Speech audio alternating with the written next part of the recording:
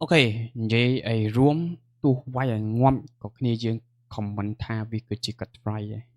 តែអ្វីដែលសំខាន់គ្នាយើងមិនដឹងពីអត្ថប្រយោជន៍របស់វា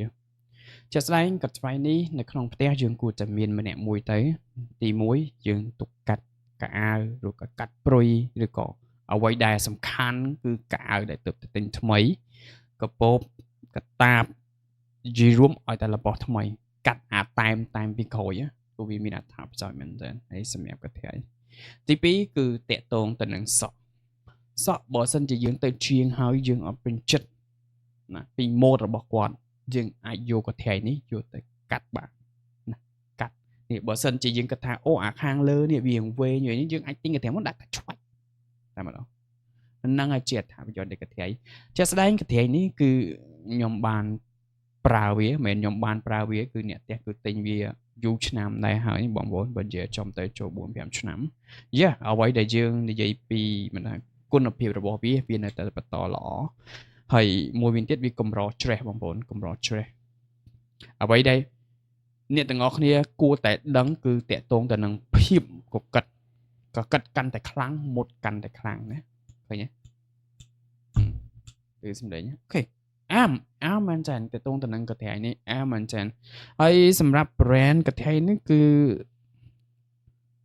Strandness ឈ្មោះ Strandness right ហើយ brand របស់វាស្អីគេនេះខ្ញុំអានអត់ដាច់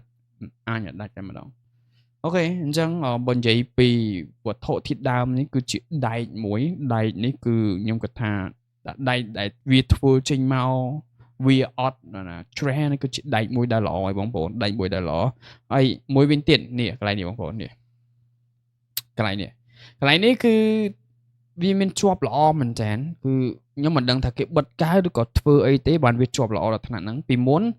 កន្ត្រៃគឺកន្លែងនេះគឺវាងាយអាច័រនេះងាយនឹងលពោតបើសិនជាយើងធ្វើជ្រុះចិនដងហើយបើសិនជាយើងយកវាយកទៅបោះលេងគប់លេងបលែងគ្នាលេងអាហ្នឹងវាប្រកាសជាជ្រុះតែអានេះគឺមាំមែនតើទោះយើងគប់ឬក៏យើងអីក៏ដោយមាំមែនតើហើយសម្រាប់កន្ត្រៃនេះគឺខ្ញុំអត់លើកទឹកចិត្តទៅគ្នាយើងសម្រាប់ការពីខ្លួនឯងខ្ញុំអត់លើកទឹកចិត្តតែម្ដងហើយកុំយកវាទៅធ្វើរឿងដែលមិនគួរធ្វើណា